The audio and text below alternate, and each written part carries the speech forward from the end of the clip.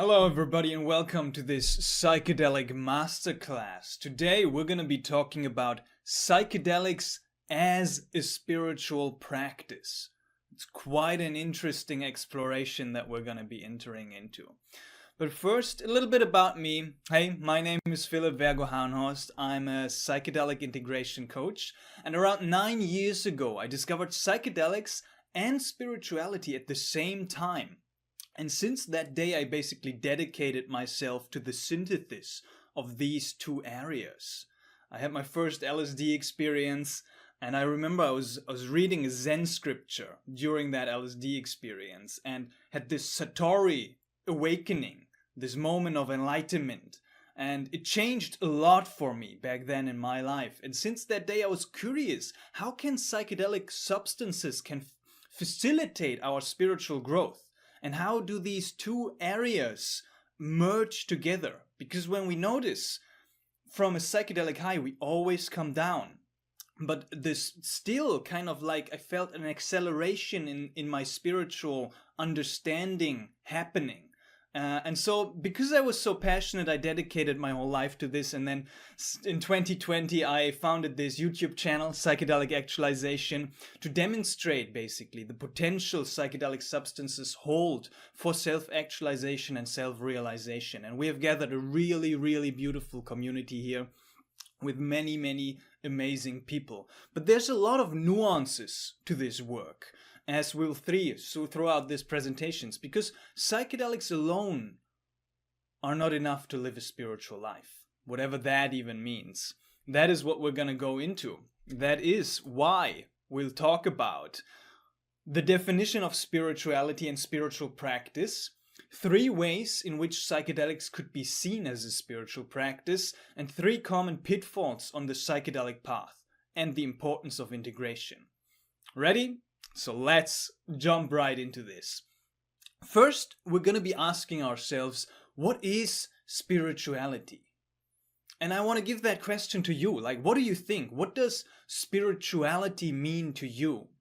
And I encourage you to pause this video. I know you've just started, but pause this video for 5 minutes and jot down on a piece of paper or in an app your answers to that question. I guess 5 years wouldn't even be enough to answer that question. But really do this right now. Stop the video and jot down your answers. What comes up for you when you face that question? What is spirituality? See, you might be, when you've done this, noticing like, oh, I don't really know how to specifically define spirituality. Or you might be coming up with a lot of things. But to nail it down to a definition seems to be quite difficult, at least for many people. And I'm going to make a bold statement. I've picked it up from my coach training program, IPAC, which says spirituality is not limited in any way or to anything. I found that quite inspiring because this leads us to the acknowledgement that defining spirituality is quite tricky. Almost impossible, because what it includes is infinity.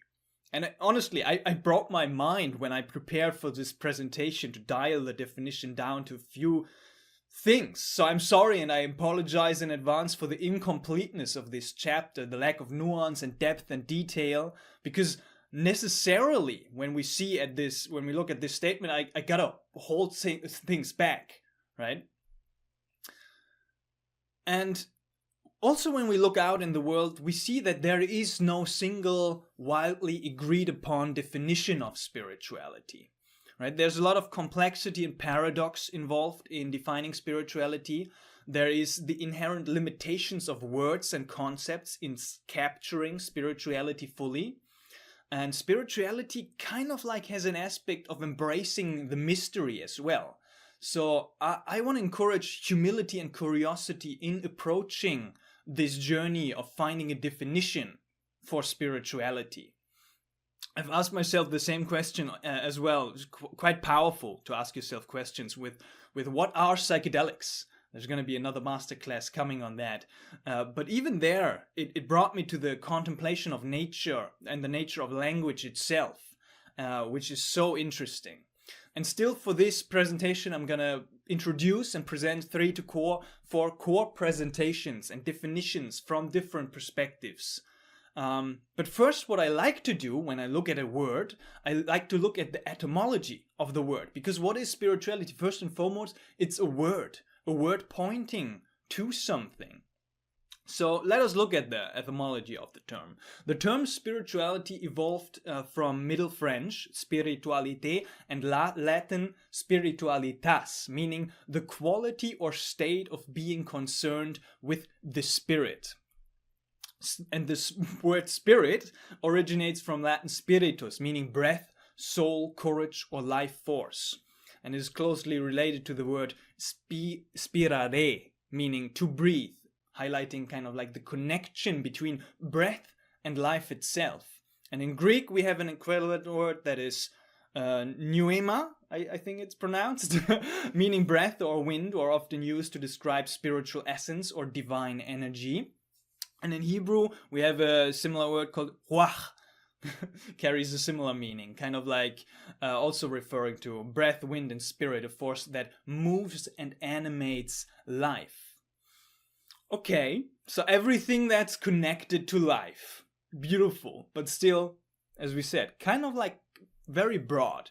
Next, what I would like to do is introduce some dictionary definitions. I like to just pick up the dictionary when I'm contemplating a word and see what does it have to say. And here we have a Cambridge Dictionary saying the quality that involves deep feelings and beliefs of a religious nature rather than the physical parts of life. And also Merriam-Webster saying something that is a celestial, I think it's pronounced, law, that in a celestial law belongs to the church or to a cleric as such.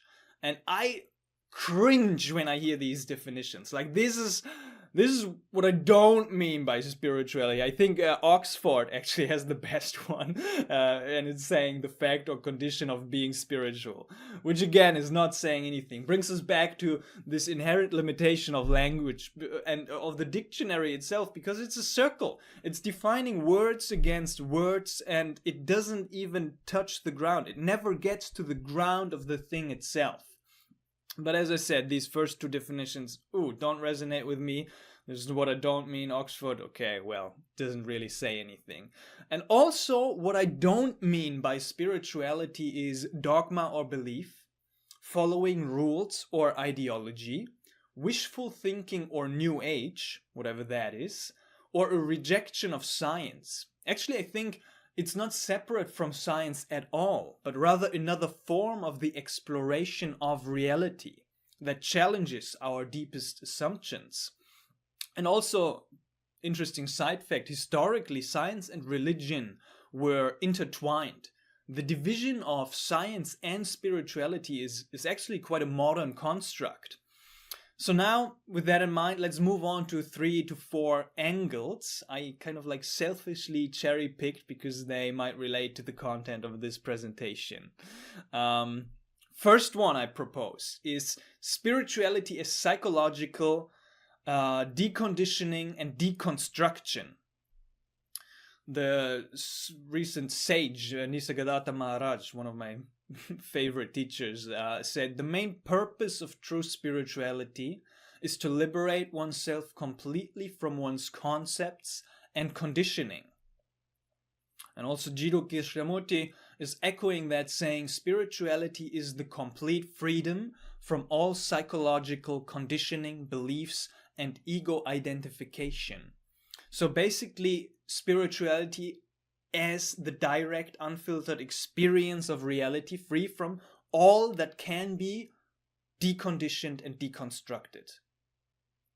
Quite an interesting definition, I find. And kind of like closely related to that is a subcategory that spirituality is direct insight and understanding into the nature of reality.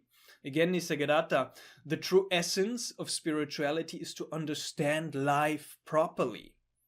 And also Siddhartha Gautama, the historical Buddha, was big on insight as well. He said understanding is the key to liberation, not belief, not worship, not rituals, but direct insight into the nature of reality. The second definition I would like to propose is spirituality as mystical union and transcendence. Basically, the recognition that the oneness is the essence of existence, seeing all separateness as illusion and awakening to the truth of absolute unity. So spirituality as a direct, immediate knowing of reality beyond conceptual thinking and experience of truth or of unity. And we could say that spirituality is the direct experience of truth, of reality, of the absolute. And that is actually a core that we find in many mystical traditions across Zen Buddhism, Sufism, Christian mysticism, Advaita Vedanta, Taoism, and many, many more really are hitting on this aspect of mystical union and transcendence. Sage Ananda Majjhima said, to abolish the distinction between you and I is the sole purpose of all spiritual endeavor.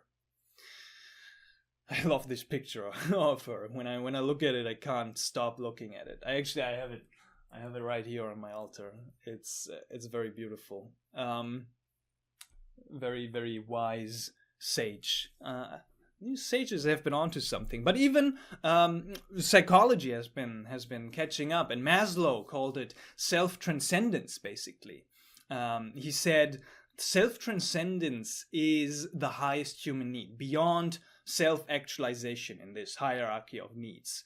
He said it is about identifying with something beyond the individual self and experiencing unity with the whole of existence. And again, that goes by many names, and many traditions are really hitting on that experiential identification with that which is beyond, and it goes by many names. It's interesting, if you look at all of those and you look into them, you'll find a lot of interesting stuff to research and look into. The third definition I would like to propose is spirituality as lived wisdom and embodiment. So a meaningful connection to oneself, to others, to nature, and to life itself. Spirituality being about embodying wisdom and compassion and virtue, transforming experience into a way of being. Thich Nhat Hanh, the Vietnamese monk, said, spirituality is not about leaving the world behind, like we often like to do with psychedelics, but also about fully embracing our human life with clarity, compassion, and presence. Jack Cornfield says something similar. He said, to be spiritual is to be genuinely human, which means being deeply awake to oneself and the world in a way that is free, loving, and wise. And William James, one of the fathers of American psychology, said, spirituality is a process of personal transformation, either in accordance with traditional religious ideals or more genuinely toward the deepest values and meanings by which people live. Quite an interesting kind of like perspective and viewpoint onto the definition of spirituality as well. And a simple personal definition that resonates with me personally is simply spirituality as the pursuit of truth, maybe as an add-on through direct experience or consciousness. And to say I equal the pursuit of truth with the pursuit of all of these things right here. So spirituality, reality, existence, presence, consciousness, clarity, understanding, self-realization, self-transcendence, infinity, oneness, love, freedom, happiness, beauty, goodness, God, nothingness, death, connection, intelligence. It's a bit too nuanced to go into all of these right here, but as I've been kind of like inquiring into truth, I basically get all these things, which is interesting, especially when we look at the word absolute truth. So for me personally, spirituality is almost like the pursuit of truth. And I do have another definition of spirituality, a very important one, but I'll only share that at the end of the presentation. So stay tuned for that. It's a really interesting perspective onto this topic. So next up, let's look at some definitions of spiritual practice.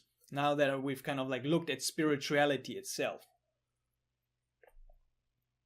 Here's a couple ones. So We have Pargaman saying, spiritual practice is a set of activities, behaviors, and disciplines aimed at fostering a connection with the sacred, transcendent, or ultimate reality.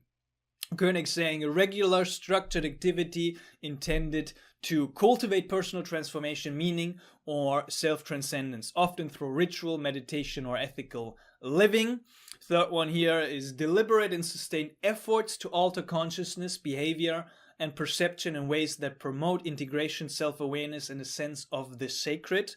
And Griffith, who's had been doing a lot of psychedelic research and studies, defined it as an intentional engagement with practices that facilitate states of consciousness associated with awe, transcendence, and existential insight, whether through meditation, psychedelics, contemplation, embodied rituals.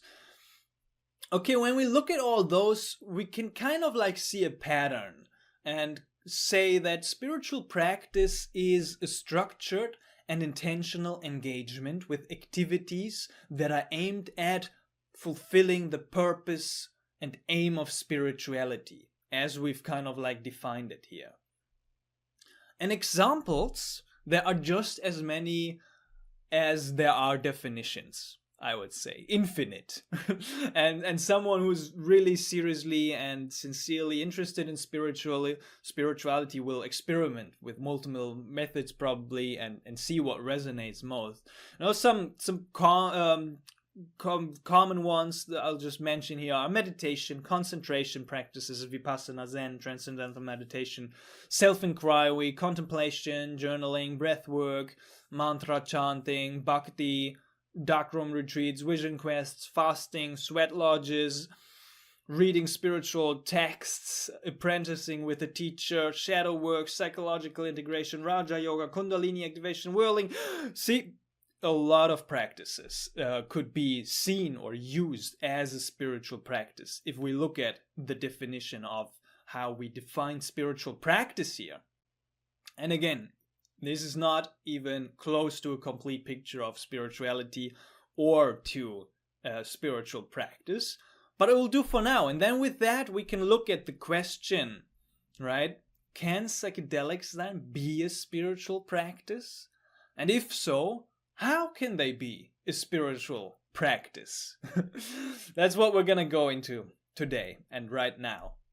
But before, a brief interlude, a short disclaimer, and kind of like nuances I have to mention right here. Honorable mentions, things that we're not gonna go into or that we're not gonna cover in detail, but which are very important, and my heart couldn't just leave them completely out of this presentation. So I'll just do justice and briefly hover over them and mention them, because all of them are relevant to this topic, but we don't have time to go into them today. And they're all important. So, as I said, what is a psychedelic? You know, some substances like salvia, datura are not as suitable for spiritual practices, maybe some others. So for the sake of simplicity in this presentation, when I say psychedelics, I just focus on the classic serotonergic psychedelics like DMT, LSD, psilocybin. Okay, then we have substance-specific considerations and also dose-specific considerations. We have the nuances of preparation, of intention, of set and setting. We have the influence, right, of current belief systems and of practices and of the faith of the user of psychedelics and how that is influencing the effect of psychedelics as a spiritual practice. We have a person's readiness and recommended pre-work and requirements and preparation being done for making the psychedelic experience an appropriate spiritual practice and increase kind of like the potential benefit while reducing the risk or the harm. We have responsibility and ethics, legality. We have the distinction and the nuance, which is an interesting one as well, of psychedelics as a spiritual path almost, versus psychedelics as a facilitation of a spiritual path or practice. And also I'll leave out as much as possible all tradition and religion and belief systems pertaining to spirituality, even though I love all of them. And the validity and reality of substance-induced experiences is also a really interesting one. If you're curious about that, I went a little bit deeper in another masterclass called "Psychedelics Are Not a Magic Pill." You can watch it right here, right here. Up there. So right, also as much as possible loaded terms that might be linked to spirituality, like awakening, enlightenment, liberation, God. I want to kind of like be careful with those in this presentation. And then we have the huge topic of potential and actual historical use of psychedelics as entheogenic sacraments or rites of passage or anything similar. And also honoring the origins of the substance and the traditions and established best practices or indigenous or modern ones, shamanism, entities, all of that stuff is not included, but is kind of like an interesting add-on to the question of, can psychedelics be a spiritual practice, and if so, how, right? So all of these very important and stuff to look into if you're curious about this. Tell me what you're most curious about, and I'll do another masterclass around this. But for the sake of this presentation, there's just going to be a few angles that we're going to go into. So, right, we're going to be basically staying in the broader question of psychedelics. Can psychedelics be a spiritual practice? And if so, how? And now with kind of like our definition in mind, of spiritual practice being a structured and intentional engagement that is aimed at the purpose of spirituality, namely deconditioning and deconstructing, insight and understanding, living wisdom and embodiment, mystical union and transcendence, and truth, basically. And here we will basically explore how psychedelics can assist spirituality in 3 key ways. Again, I know there's more, but we'll keep it simple. So one I propose is psychedelics as insight catalysts, right? People call them tools, catalysts, mirrors, a technology, a non-specific amplifier of something. And that is kind of like pointing us to the potential for psychedelics to catalyze insight. And first again, let's look at the word again. Let's look at the word insight. It's a noun pertaining, penetrating mental vision or discernment. Or it's defined as the sudden act of grasping the inner nature or truth of a situation. A deep understanding of a person or thing. Synonyms include intuition, discernment, perception, awareness, understanding, comprehension, grasp, apprehension, penetration, and a couple more. And it seems to be a common phenomenon that psychedelics catalyze profound insights. About what? About all kinds of things. About the nature of reality, the nature of self, the nature of love and consciousness, or even personal topics. Basically all the things that we have mentioned in our definitions of spirituality. And the psychedelic experience itself, approached with intentionality and consciousness, I would say, is facilitating our direct inquiry into truth. And it opens up perspective. How does it do that? Well, it's not my area of expertise, but we have heaps of studies from brilliant people in the field basically saying that the default mode network suppression leads to cognitive flexibility, reduced ego rigidity, and increased perspective taking, said Carhart Harris in his study. So we have a neuroscientific basis in that the default mode network reduction allows for deeper openness, a deconstructing of limiting perspective, and it opens us up to enable us to take on new ways of seeing reality. And that's kind of like what the studies are showing, and that's fascinating. And this is what psychedelics allow us through a direct experience of a clearly different state of consciousness. As Groff said, a single deep direct experience of expanded consciousness can provide more understanding of reality than years of intellectual study, because they have and bring about the opportunity to catalyze real insight. And insight is not an intellectual process, but it is immediate perception a direct seeing. And in that direct perception, there is complete understanding. Many spiritual traditions emphasize direct insight and self-understanding, as we've seen, as a core path to wisdom. And in this psychedelic state of consciousness that we find ourselves in, it's easy to question one's assumptions, to see through concepts, conditioning, and beliefs, and reality frameworks. And taken to its extreme, anything you believe is true, you might discover is false.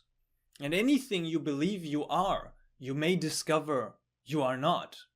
That is real spiritual work, leading to potential paradigm shifts and a shift to what Maslow calls B values or being values, as opposed to deficiency cognition or D values. And many like to facilitate that process in the psychedelic space itself through common practices. So insight is often arising in conjunction with contemplation or inquiry or a certain meditative practice, or reflecting on and engaging with ideas and scriptures and teachings.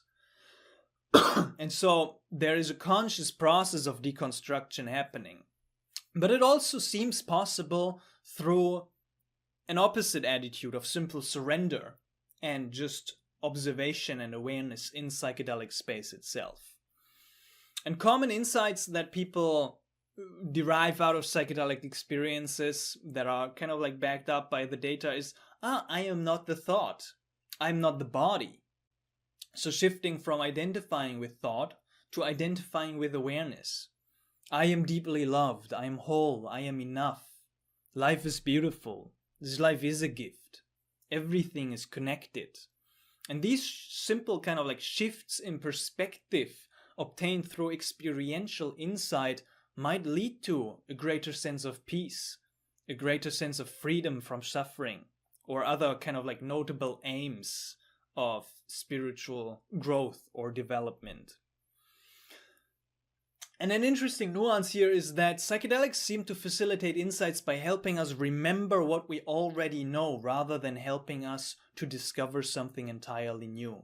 As Alan Watts suggested, psychedelic work, like the spiritual pathways of Taoism or Zen, is not about acquiring something new. It is about learning more facts or greater skills. It is not about learning more facts or greater skills, but about unlearning the faulty perceptions and opinions that cloud our view of reality. It is about seeing clearly, curing a kind of perceptual disease and shedding the layers of illusion we hold on to. And many then come back to the appreciation of the simple things. Appreciating the food, appreciating the kiss of a loved one, hugging a tree. Not these extraordinary things. Just an interesting observation. So connecting that with the theme of spiritual practice, psychedelics have a clear potential to facilitate and catalyze insight, which might lead to a direct experience of understanding of reality and the self. And that is powerful spiritual practice in and of itself.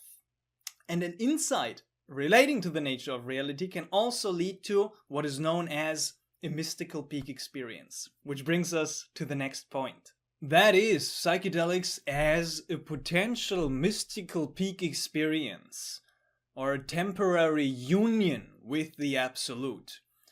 That's why people call them or refer to them as sacraments, as entheogens, or the old ancient Greeks called them pharmakotheons, and so on and so forth, pointing to this potential. So psychedelics have the potential to induce full mystical experiences, moments of pure unity, infinite love, or merging with the divine or source. And many spiritual traditions point to union with the absolute as the pinnacle of spirituality. The word yoga, for example, literally means union. So, as we've said and defined it, it's really hitting on this. And Groff said, the peak experience reveals that our everyday identification with the skin-encapsulated ego, embodied individual consciousness, or name and form, Namarupa, is an illusion, and that our true nature is our identity with the entire field of cosmic creative energy. The peak experience can convey what seems to be ultimate wisdom and knowledge in matters of cosmic relevance, which the Upanishads describe as knowing that, the knowledge of which gives the knowledge of everything. And to get a sense of what we mean when we look at the mystical experience, we can look at the mystical experience questionnaire that Griffith used in his studies that points to some characteristics like unity, a profound sense of oneness with all people and things, sacredness, feelings of encountering something holy or divine, the noetic quality, gaining deep intuitive knowledge or insight, transcendence of time and space, experiences beyond ordinary time and space constraints, and an ineffability, so the difficulty in describing the experience through words. And maybe I always like to add on the love. Let's not forget the aspect of love. And we have some beautiful data showing that psychedelics have the great potential to induce or facilitate or open us up to such an experience, right? As we see here, we have lots of studies from 50 to 80% potential of psychedelics to open us up to this experience. For example, the experience here, study from Griffith, who used medium dose psilocybin, has 53% of people who reported back based on this raster and categorization of a mystical peak experience that they have had a mystical peak experience. And then the synthetic 5-MeO spiritual group in a very specific set and setting said that up to 80% of people had a psychedelic peak experience. So a mystical union, kind of like in a self-transcendence as we've defined it here. And that's also really interesting because that comes back around and shows us the importance and the influence of set and setting on the effects of psychedelics and on their potential to induce or facilitate a mystical peak experience.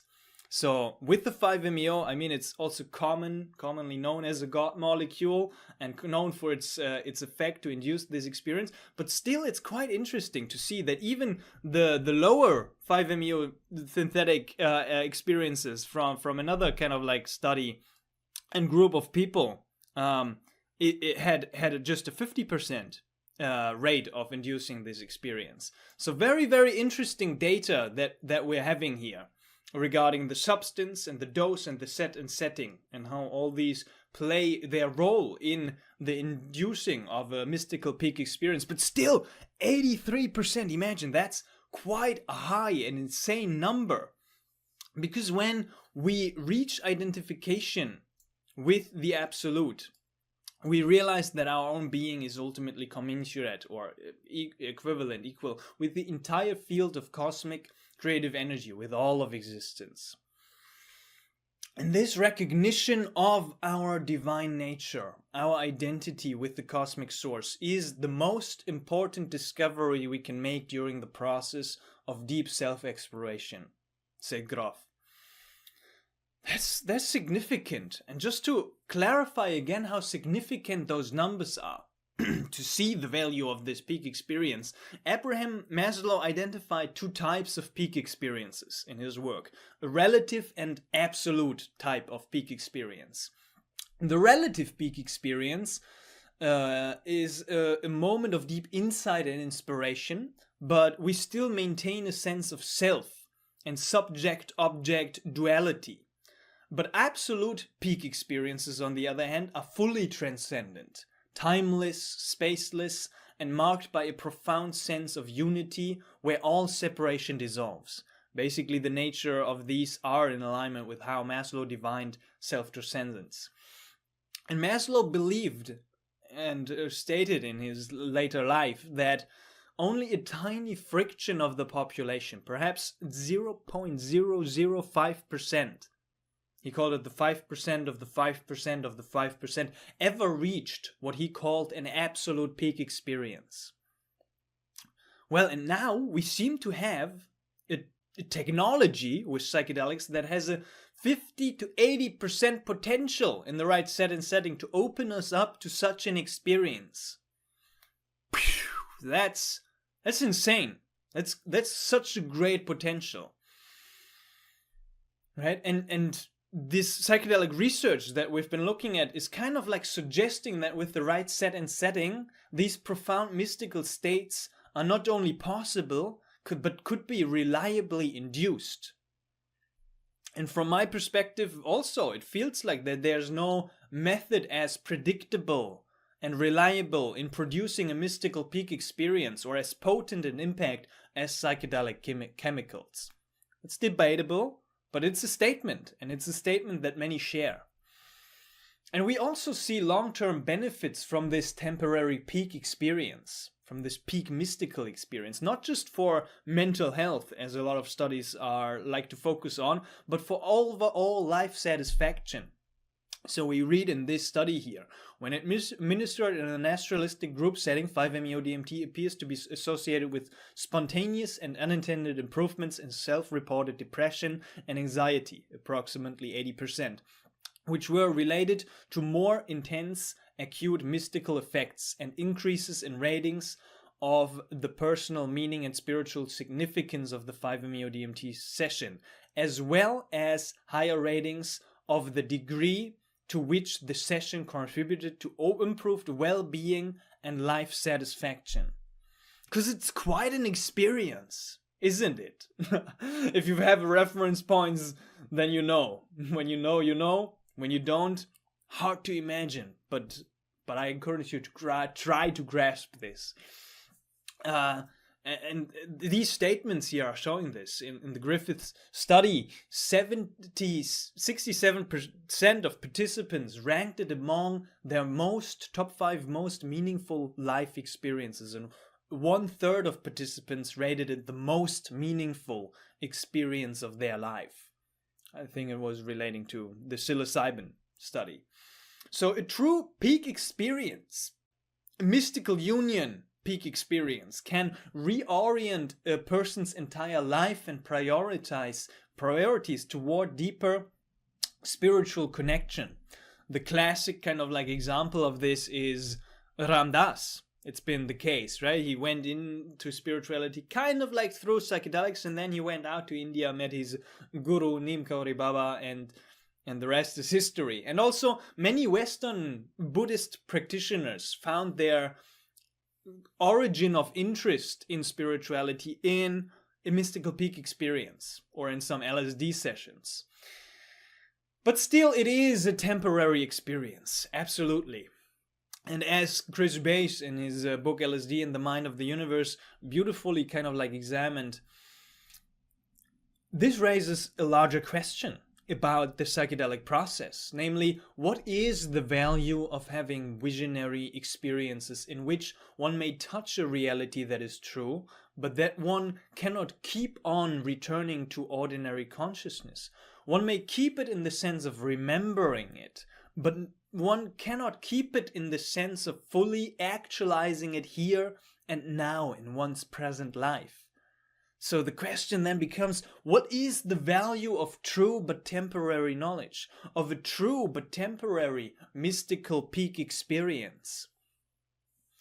And I guess that is a question that everyone has to answer for themselves. I cannot answer that question for you, but for me personally, even though I might be saddened to lose this state of grace, this unity, there is still a deep appreciation in me that I have been blessed enough to experience it. And I almost have a sense, for me personally, that it is better to have experienced it and to return to the pain of separation than to have never entered in the first place, because that would be an unthinkable loss. As we hear many people say in their trip report, it's an experience worth dying for. That's a bold statement. That's a deep, deep, deep statement that we'll have to sink in. An experience worth dying for. So, to summarize, the value of a temporary peak experience is there, right? It's not permanent enlightenment, but a glimpse of the absolute. A valid and transformative spiritual experience, as we have kind of like seen what the results of some studies are. And also, I'll have to say, it's not easy. It's not an easy experience to go and have the courage and surrender into the absolute unity, because it basically requires us to giving up everything that we think we are. I think Chris Beige posted in a way, he said, giving up everything is simply the price of inheriting everything else. And also, we saw that it is not guaranteed, right? It depends largely on setting, maybe the priming, our ability to surrender, the substance. It's an art, and it is what people might describe as a moment of grace. It cannot be forced. It doesn't seem to be up to us if we're going to be able to experience this. But still, there is a great value that psychedelics hold as a spiritual practice because of their potential to induce such a temporary mystical peak experience. Powerful. But it is not all about the peak states. As spiritual teacher Alma said, we sometimes view our path as including two major journeys: ascent and descent. A journey toward enlightenment and the journey toward becoming a complete human being. Which brings me to the last point. Psychedelics as character cultivators. A practice basically of embodied wisdom. Because psychedelics are also known as allies, as friends, as teachers, as masters, again as tools or as medicine, which is pointing to their potential for the facilitation of character cultivation. So beyond the peak experience, psychedelics can lead to lasting changes in personality, in perception, and in character, deepening core spiritual traits. And we might have a nudge that the goal of the spiritual life is not altered states, but altered traits. Not states of consciousness, but stages of development, as Ken Wilber likes to say. And some might refer to these as the embodiment of noble virtues. And many traditions have their lists when it comes to those noble virtues and of these character traits. But these noble virtues and these lists that all of these traditions have basically point also to the importance and to their focus on embodied wisdom. That displayed that it's not just about what you experience in altered states, but how you live on a day-to-day basis.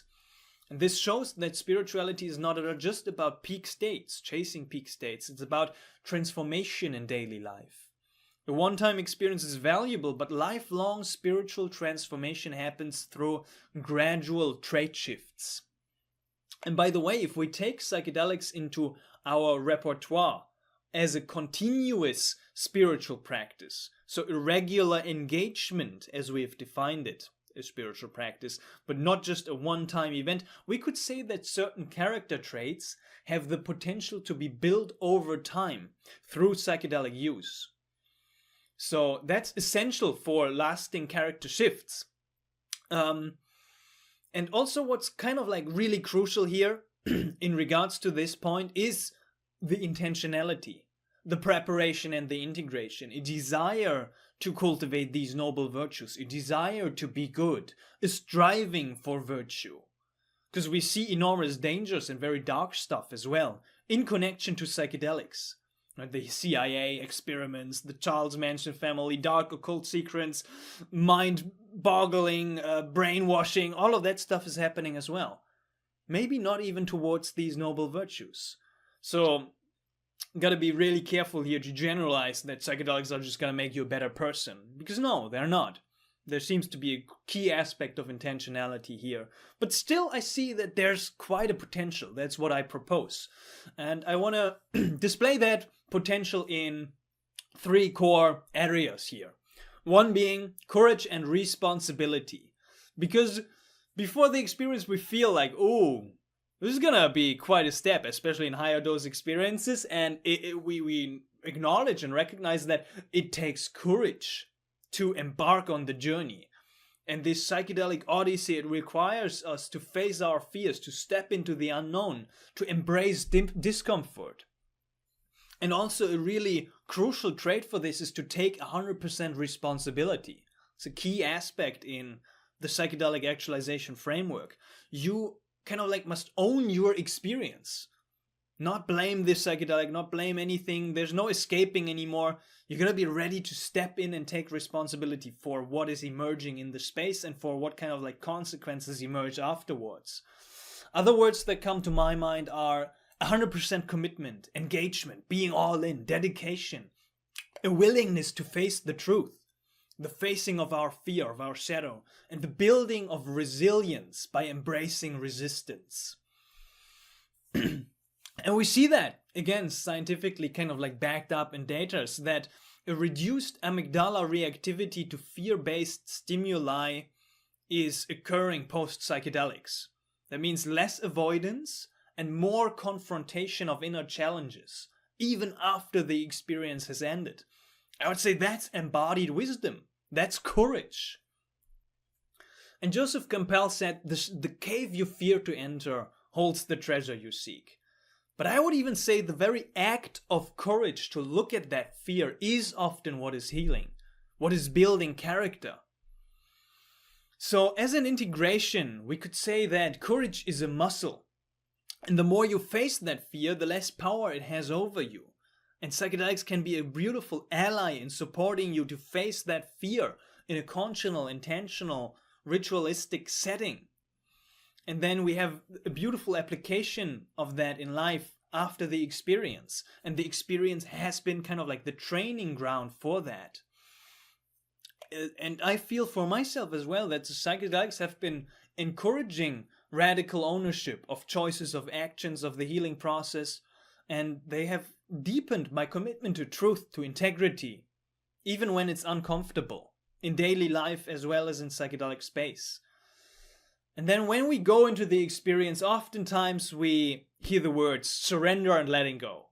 Kind of like buzzwords in the psychedelic community and crucial during the psychedelic experience itself. Because a common key lesson from many psychedelic explorers is that resistance in the experience leads to suffering. You're not going to have a good time resisting the experience. So trusting and letting go, surrendering into the experience is a typical mantra or affirmation that people take into psychedelic space. And that people could even practice in psychedelic space. Other words that come to mind is faith, acceptance, and realization. Basically, not attaching also to your identity, to beliefs, to thought, or to control. Many of us and many in our culture have a desire and attachment to control, be in control of our experience, of our life, of this relationship, of so much control, right? And in the experience, when we are forced to let go of that control, it might give us a reference point for what surrender really means. Because in the experience, it gets very real. Many people also come to me, and coaching clients come to me, and they say, like, how can I let go more in life? How can I surrender more? And they don't have a reference point for what surrender actually means, how they can practice surrender.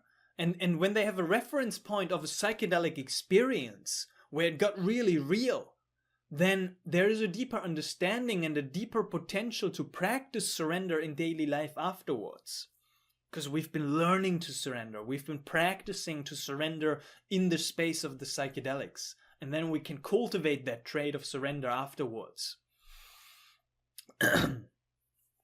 It's very interesting. And because to display this point that there is a potential to practice surrender, Chris Beige said, we cannot transport the egoic self that wants to control and hold on into the depth where it can then have an experience of how the world works there. In order to know the universe at these levels, we must become citizens of these levels. We must become the levels themselves.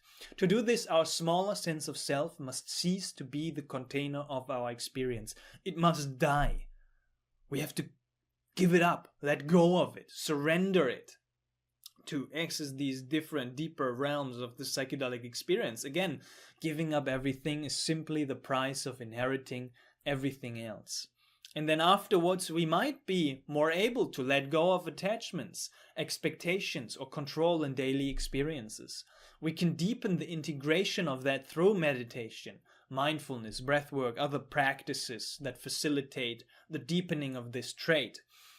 And we see that some take this trait into their day-to-day, as this study from Catherine here is showing. It says that psilocybin is shown to increase openness, emotional depth, pro-social behavior. Again, months and years after the experience has ended. And when we go into the psychedelic space, we have the experience, we open up and we surrender to it. One thing is still for sure, I can tell you. It's if you engage with psychedelics as a serious practice, especially in the higher doses, you're gonna be humbled. You can expect to be surprised, because that is kind of like in their characteristics. Psychedelics shatter perceptions and preconceptions and certainty. They show us how little we know. They humble the ego. They teach surrender to the larger mystery, and they remind us that certainty is an illusion and that there is a kind of wisdom in not knowing. See, they foster a sense of openness, non-judgment, and curiosity, which is then leading to awe and wonder. A commonly reported response to the psychedelic experience is one of awe and wonder, which is also deeply related to spirituality.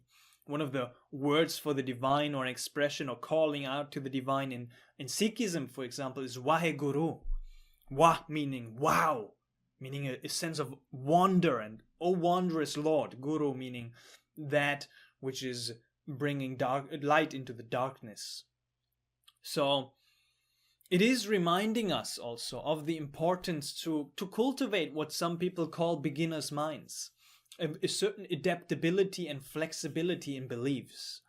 And that in and of itself, again, is a beautiful trait, much appreciated in many spiritual traditions and teachings. And from this emptiness of oneself, from this place of humility and open-mindedness, oftentimes what is emerging for people is a sense of compassion and connection in the experience and afterwards. Right? One of the most common insights, as we remember, is everything is connected. And from this connectedness, there springs forth an increased love, empathy, and appreciation for self and others. The dissolution of boundaries between self and other might lead to forgiveness, gratitude, a playfulness, a lightheartedness, an enthusiasm, a satisfaction, empathy. Again, a deep appreciation and love. And as a consequence of this, all is one, we might realize that our task is not to seek for love, but to merely seek and find all the barriers within ourselves that we have built against it, as Rumi so beautifully expressed. And studies show psilocybin increases emotional apathy and pro-social behavior, right? And psilocybin, psychedelic-assisted therapy, reduces depression by increasing self-compassion and social connection, as we see in the study of Watts. Fascinating. We're getting a little bit of data here and there from our studies in infancy mode. I love to look into the research papers and stuff that's going on in the psychedelic bubble right there. Highly recommend going to conferences and meeting all those people who are actually doing the studies and being out in the field work and putting this together into words. They're doing great work. And to capture this, kind of like and close this off, the Ho'oponopono prayer is a beautiful integration of this compassion and love.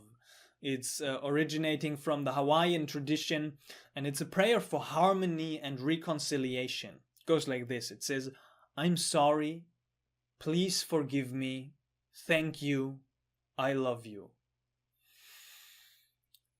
I'm sorry, please forgive me, thank you, I love you." And psychedelics have given me the opportunity to really grasp this, to really deeply feel this, understand this, live this. Because through many journeys of mine, I have had the realization of the significance of that. And that doesn't even go just to the relative personal domains for reconciliation, but even into the higher spiritual realms. For me personally, it's for example, I'm sorry, God, for not loving more. Please forgive me for not loving you more. Thank you for your love. I love you. Right? Brings tears to my eyes just to think about this, and the repetition of this can do wonders and magic in life. And forever grateful to the psychedelics and to this Ho'oponopono prayer and their beautiful synergy. So the integration then basically of this afterwards are acts of kindness, of generosity, of service, of relational depth, which are part again of a virtuous life, or spiritual life, we could say. An extra category here, besides the four I have to include, is embodiment. So the physical, somatic, and energetic awareness and grounding. It's easy to forget for some, especially for some psychedelic enthusiasts, but psychedelic work and practice itself requires a healthy, grounded connection to the body. So, like an athlete almost, that is preparing for a grueling event, for a marathon, so too we gotta prepare our body to hold this energy that is sometimes experienced in psychedelic space. My health situation is an example of this. My health has been declining over the past 2 years, kind of like chronic sickness, and it has prevented me from going into psychedelic space. I couldn't journey as much, and now I actually have to take a break probably for a year for my body to recover and look at my health situation, because that's the foundation.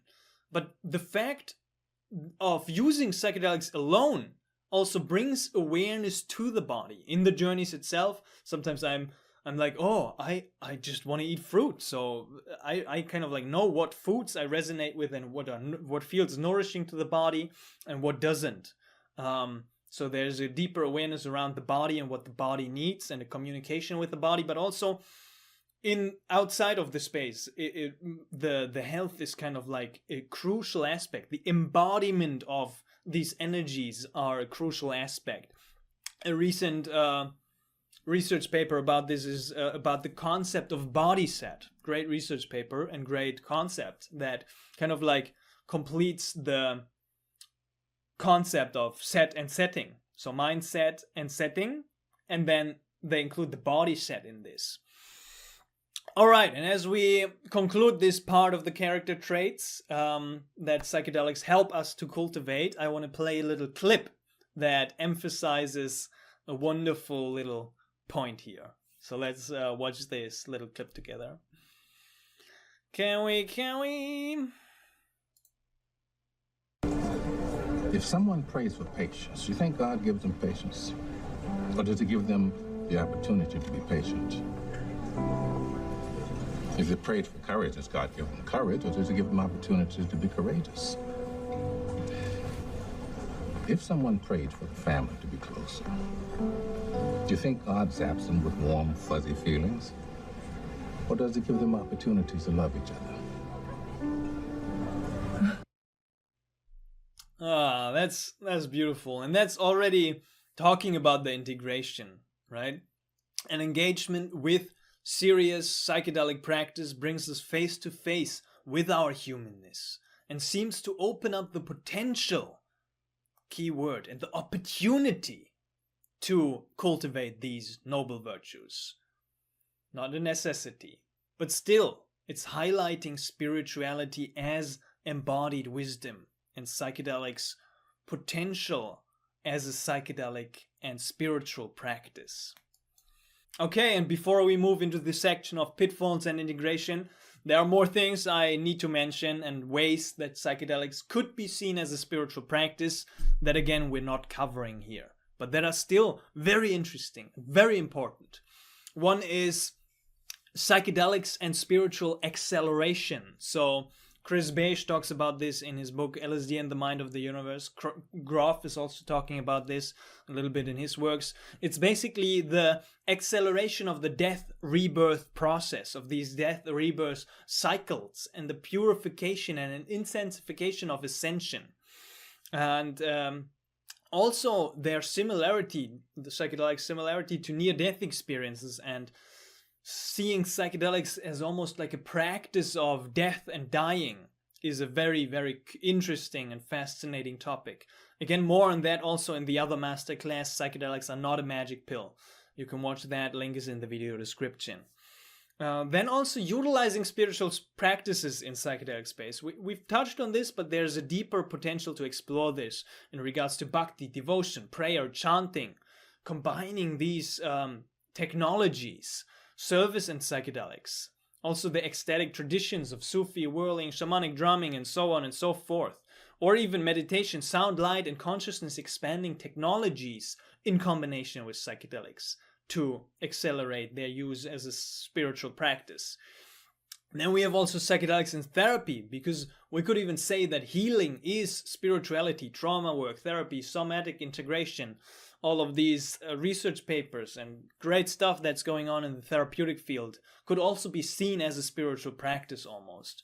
We have the area of microdosing as a regular enhancement of your day-to-day spiritual practice, and we have the non-dual perspective, basically focusing more on the seer rather than the seen. All very interesting things that we are not going to be covering in depth here today. So now to the last part, pitfalls and integration. There are an infinite number of nuances, challenges, traps, dangers, and pitfalls on the path of pursuing spirituality alone. And when we throw psychedelics into the mix as a spiritual practice, we make this even more complicated. So here are 3 pitfalls of psychedelics as a spiritual practice, which are crucial to be aware of. 1. Psychedelics can create profound insights, as we've seen, but they also open the door to false certainty, to self-deception. The experience may feel like an ultimate revelation, but this can lead to dogmatic beliefs and grandiosity, believing that you have the truth all of a sudden. An epistemic arrogance, feeling superior because of mystical experiences, an overconfidence and misinterpretation, assuming insights are objective truth, and a projection of meaning, assigning deep significance without discernment or proper contextualization. Very crucial point right here. Second, we have the pitfall of spiritual emergency. So a certain psychological overload or existential crisis emerging out of psychedelic experiences.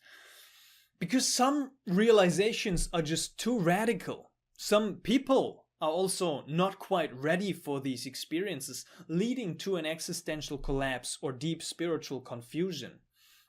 Examples include a psychedelic-induced depersonalization or derealization is a commonly reported one, is loss of self. We have people struggling with the oneness, leading kind of like to a solipsism crisis, thinking that, okay, I'm the only real thing that exists, and so now I lose all meaning and motivation to do anything in my daily life. Or an alienation from normal life, difficulty kind of like reintegrating into society after a peak state, and then being completely desperate and overly obsessed even with psychedelic spirituality. And many, many more, right? Jules Evans has done great work in that field. And also from Stanislav Grof's work, we have the term spiritual emergency. He wrote a book about this, or compiled a book about this, I would say. Which really helped me also in times of difficulties. Because let me tell you, it is all fun and games until someone loses an eye. Okay? And I've personally experienced this in my own story with 5-MeO-DMT and my own spiritual emergency. I wrote a book about this, and for anybody who's going through tough times about spiritual emergency, you can download that. Link is down below in the integration resources page. where I basically poured my heart and soul into this book after my own crisis, because back then I had a very heavy experience, very unresponsible experience of a high dose MDMA session, and in that experience, my first time MDMA, I went into 5-MeO DMT breakthrough experiences. Whew, those experiences were fine, but afterwards I didn't return to normal consciousness, to stable consciousness. For 3 or 4 months, I was in this extraordinary, shattered state of consciousness, completely terrified, panicked, lost my sense of self. My sense of self was not reconstructing itself after the experience, and there was just existential despair and terror. And I actually couldn't function in normal life anymore. I had to put everything on pause and focus only on the resolution of this psychospiritual crisis, which showed me the deep potential for the danger and the potential consequences of these experiences. To this day, I have a very, very, very loud tinnitus in my ears that is reminding me of the immense potential and power of these substances that we are playing with. So, personally experienced that pitfall. And another pitfall, the third one, is the pitfall of ego backlash and ego inflation. So a certain sense of spiritual superiority or spiritual and psychedelic bypassing. Because psychedelics can foster deep transformation, but they also feed the ego traps sometimes that hinder true growth. So 2 major risks here that emerge. One is the ego backlash, a term that is referring to the feeling of being disillusioned or discouraged after the experience when the progress isn't instant. The mind resists change, and that kind of like can lead to despair, frustration, judging the pace of one's own unfolding. Right, when we retreat back from psychedelic space into our ordinary state, or even worse, an attachment to peak experiences might arise, judging psychedelic states as superior or better than ordinary ones.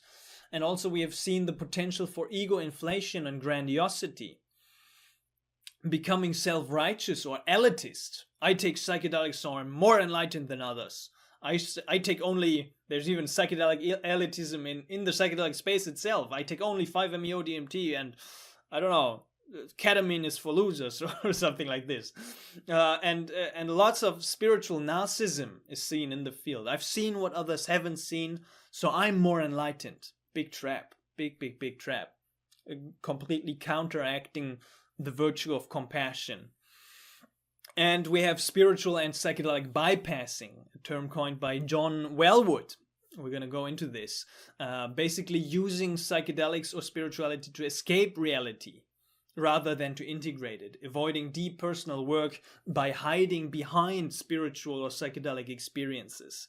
Or relying on substances, on the psychedelics, as crutches, believing they alone will do all the work for us. John Wellwood defined spiritual bypassing as the following. He said, spiritual bypassing occurs when individuals use spiritual practices, teachings, or experiences to sidestep the often difficult but necessary inner work required for true personal transformation. So then, psychedelic bypassing basically occurs when individuals use psychedelic practices, teachings, or experiences to sidestep the often difficult but necessary inner work required for true personal transformation. So it's a trap, right? Thinking that the psychedelics alone will do all the work for us. So let's be aware and not fall into psychedelic escapism, saying I just need one more ceremony, one more breakthrough, and then all my problems will be solved and I will be forever liberated and enlightened. But what's the difference between those who grow from psychedelics and those who fall into these traps? I would say it's the science and art of integration.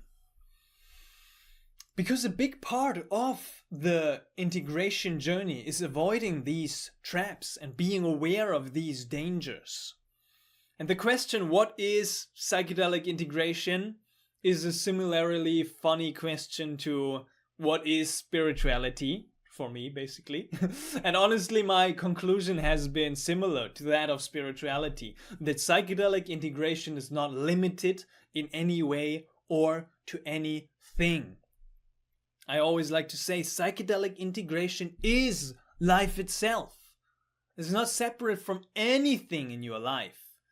And then also a step further, when we then see psychedelics as a regular engagement and we incorporate it as a spiritual practice in our life, I would also say that preparation equals integration. It's not even the same anymore. As they also say in the psychedelic community, an ounce of preparation is worth a pound of integration. So psychedelic integration is our life. And then basically what follows out of this is just a necessary holistic framework of the body, the mind, the emotions, the spiritual aspects, and the social and environmental aspects of our life. Because all of these are crucial to live a good life. And so with a lot of clients of mine, when they come to me and we work together regarding integrating psychedelic experiences, it often comes down to looking at these very basic areas and influences of our life, and then seeing how can we integrate physically, mentally, emotionally, socially, environmentally, spiritually. Very, very beautiful. There's also an ebook on the resources page that goes deeper into this concept and this holistic framework of integration, which you can download for free. And in view of spirituality, this might mean, for example, beginning a daily practice, whether it's meditation, self-inquiry, breathwork, reading spiritual scriptures, educating ourselves, right? Reading at least 20, 30 books on consciousness, non-duality, spiritual awakening, questioning everything, the mental aspect,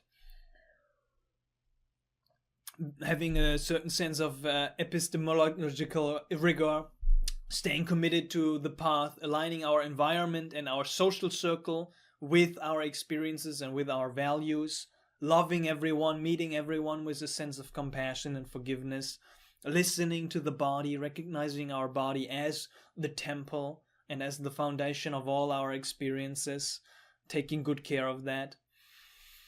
Right? All these things are aspects of our integration. And again, there's much more nuance here, so much more depth and so many more areas, infinitely more actually, that we could go into. But just know that integration is a crucial part of this journey, an essential part of psychedelics as a spiritual practice. And another big part of integration I have personally found in my journey is embracing paradox. It's something hidden that many are not thinking of, but inevitably I have found that psychedelics and spirituality bring me to paradox. As Chris Beige described it, the paradox is that something can be fully actualized in the psychedelic state and at the same time be incompletely realized inside the demanding conditions of space-time. Indeed, navigating these different levels of actualization is a tricky part of working with these states, as the psychedelic experience might provide an ecstatic experience of the perfection of being in the midst of ever incomplete becoming. So to conclude, can psychedelics be a spiritual practice? I would say my answer is yes, but with nuance, and it's a big but. They can reveal deep insights, facilitate mystical experiences, and cultivate character. But they are not magic pills. The real spiritual path is in the way we live.